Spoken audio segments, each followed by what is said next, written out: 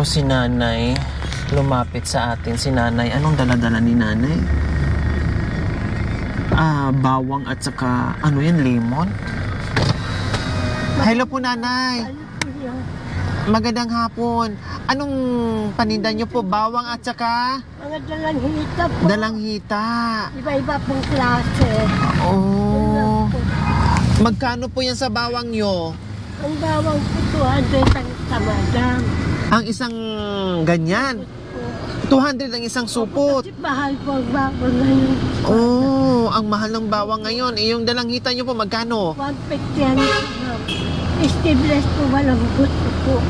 Oh, ang... Nagtitinda po ako araw-araw, ma'am. Pambil pagkain sa kagamot ko saan pumunta. Anong pangalan nyo po, nanay? Bituin po. Bituin! Bituin na walang ningning.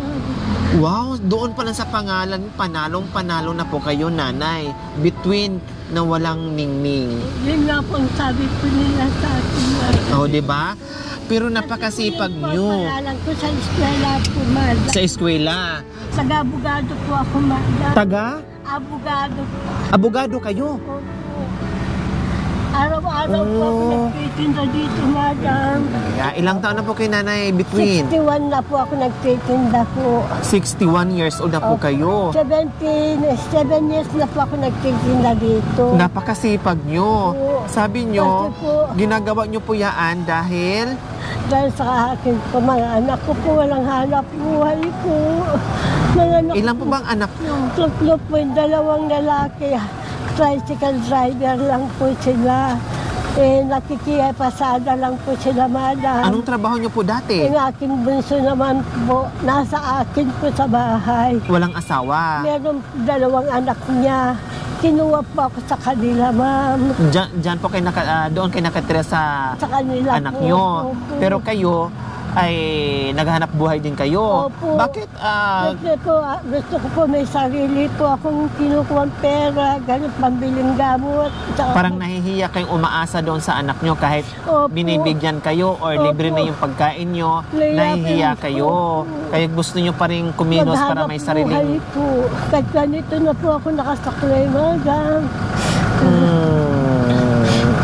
Pero swerte pa rin po kay nanay kasi kahit gaano man kahirap yung buhay. Tapos yung mga anak, sabi nyo, yung buhay ay simple lang din pero may isang anak nyo na handang magkupkup sa inyo, di ba? Kailang sa kagustuhan nyo na meron kayong sariling income o sariling kita para pag meron kayong bilhin sa sarili nyo, hindi na kayo dadaing o hindi kayo nahiya sa mga anak nyo. Kailang delikado kasi nakikita ko kayo nakasaklay nga o ika na yung paglalakad nyo, baka kayo ay mapatidyaan o anong mangyari, delikado, masama po sa inyo yun, diba? Napakadelikado sa inyo, nanay Bituin. Ang mga apo ko po, 6 sila, nag-aaral po sila lahat, ma'am. Wow, kahit mahirap ang mga magulang pero porsigidos na mag-aaral. Po sila. Wow. Ang mga anak ko.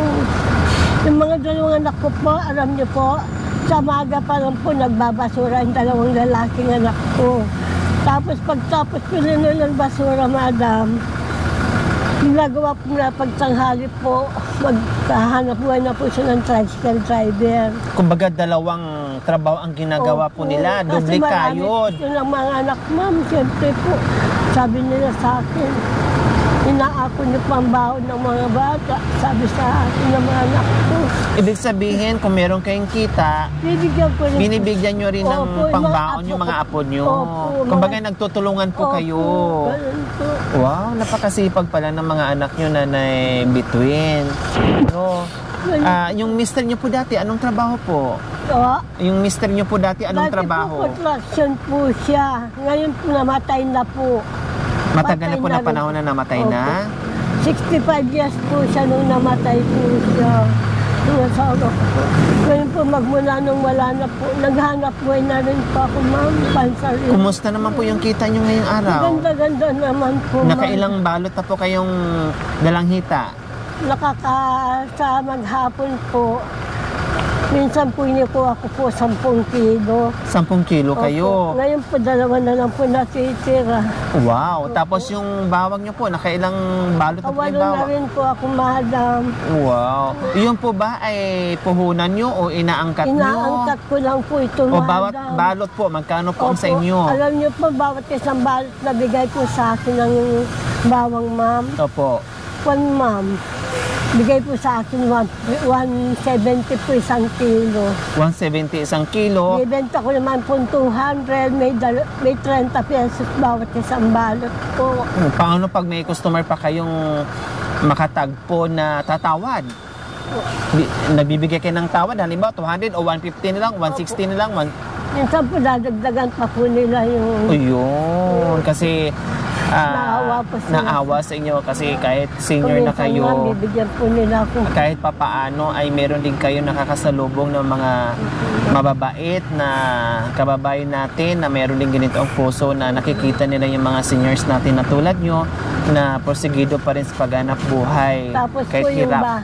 Talagang darating ang panahon na between na talagang hindi na magniningning yung between. Pag matanda na tayo, talagang kukupos din ang ningning ng between, nanay. Between, no? Na kailangan ay darating ang panahon na tipisan ka rin sa mga anak nyo.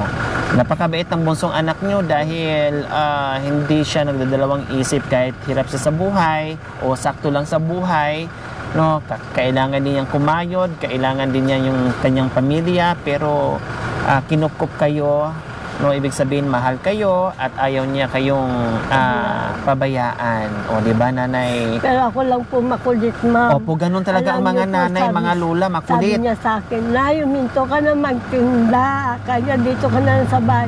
Pag hinto niyo ko, anong pera ko sa bahay, walang darating dito. Opo, talagang ganun, no? May mga nanay talaga, mga lula. Sabi ko, pambili pagkain natin. Mga apo ko, haring na nag-aaral po sila. Ako din po nagbigay laging bahay. Kumbaga ayaw nyo maging pabigat. Kung kaya nyo pang kumilos, kikilos kayo para makatulong kay papaano. Bino nyo po, 7 taon ako dito sa Chowking Ba at saka Jollibee ko, naglilipat. Tawid-tawid lang po kayo. Opo, ganun. So ngayon, nanay, between, no, para makauwi na kayo ng maaga, meron kaming surprise sa inyo. Maraming salamat po sa inyo, ma'am. Sir.